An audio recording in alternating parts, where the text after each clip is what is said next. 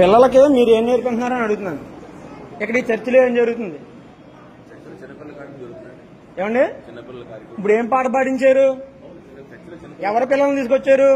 వీళ్ళంతా హిందూ పిల్లలు, హిందువుల పిల్లలు తీసుకొచ్చి ఏం జరుగుతుంది ఇక్కడ? ఇళ్ళకి వచ్చి పిలిచారు మీరు. మా ఇంటికి కూడా నిన్న వచ్చారట. ఏంటి ఏం చేద్దామని మీరు? ఈ దేశంలో అసలు ఏం చేద్దామని ఏం జరుగుతుంది? హిందూ పిల్లల్ని ఈ వేసవకాలం పేరు చెప్పి మేము పొద్దున్న టిఫిన్లు పెడతాం, భోజనాలు లేవా మీ ఎవరికి? ఇంటి దగ్గర మీ అమ్మ నాన్నలు పెడతలేదమ్మా? పెడుతున్నారా? మరి ఎందుకు ఇక్కడ రావాలి మనం? మనకు ఒక దేవుడు ఉన్నాడా లేదా? మనకు ధర్మం ఉందా లేదా? మీకు ఏ దేవుడు అన్న అన్యాయం చేశాడా? ఏంటి మీకు ఏం లాభం అండి? మీకు ఇలా పిల్లలు పాడు చేయడం వల్ల ఏం చేస్తున్నారు? మరి ఏం చేస్తున్నారు చెప్పండి? మంచిగా ఉండాలని చెప్పలేదు. యేసు వద్దకు మేము వస్తాము, 10 మందిని తోలుకొని వస్తాము, యేసు దేవుడు అని చెప్పి పాడున్నాడు ఆయన. ఇక్కడికి వస్తే ఏం జరుగుతుందో మాకు తెలుసండి. నిన్న నేను ఇంటి దగ్గర అక్కడే బుద్ధి చెప్తున్నాను. ఏంటి బలవంతం చేయాలి? తీసుకొచ్చి ఇప్పుడు ఏం చేస్తున్నారు మీరు?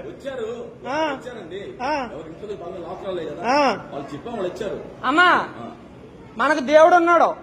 ఇక్కడ టిఫిన్ల కోసం భోజనాల కోసం వచ్చి ఇక్కడ మీ అమ్మ నాన్నలతో చెప్పండి, 10 ఒకళ్ళు వెళ్ళం యేసుబాబు గురించి చెప్తున్నారని చెప్పండి. యేసుబాబు గురించి చెప్పడానికి వచ్చారా మీరు? మంచి మాటలు చెప్తానంటే వచ్చారు. అర్థమవుతుందా? మనకు దేవుడు లేడా? జై శ్రీరామ్ చెప్పండి. ఇక్కడ హిందువులు ఎంతమంది ఉన్నారు చెప్పండి. జై శ్రీరామ్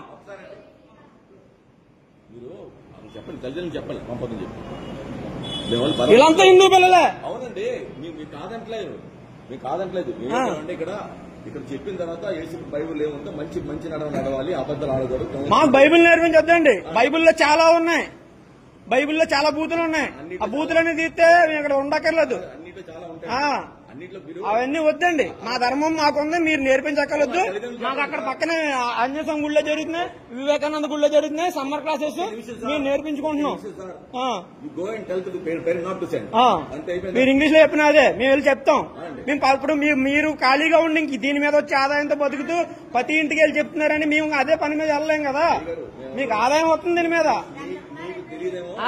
దశమ భాగాలు వస్తున్నాయి, వచ్చిన వాళ్ళు ఇస్తారమ్మా. 10 మందిని మార్చుకుంటే ఆ 10 మంది వచ్చి దశమ భాగం ఇస్తారు.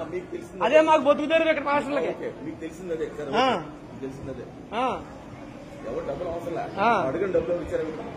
ఏంటి డబ్బులు అప్పుడు కాదు, వాళ్ళు ఎందుకు ఇస్తారు?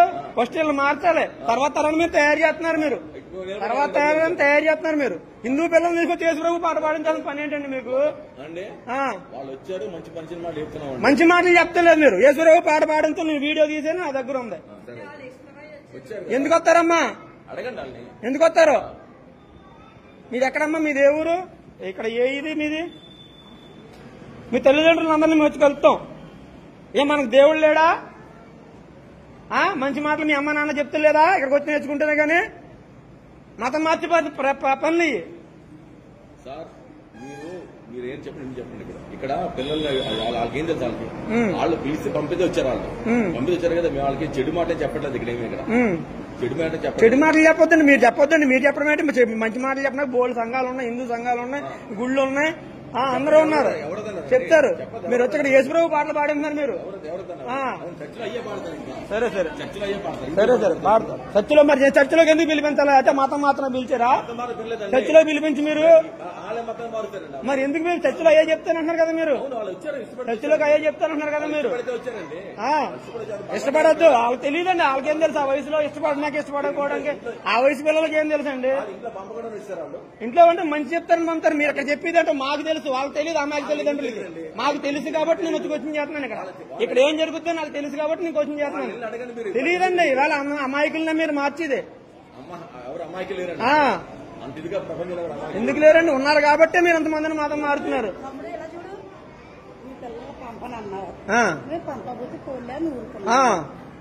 ఇది నేను దేశభక్తినమ్మా.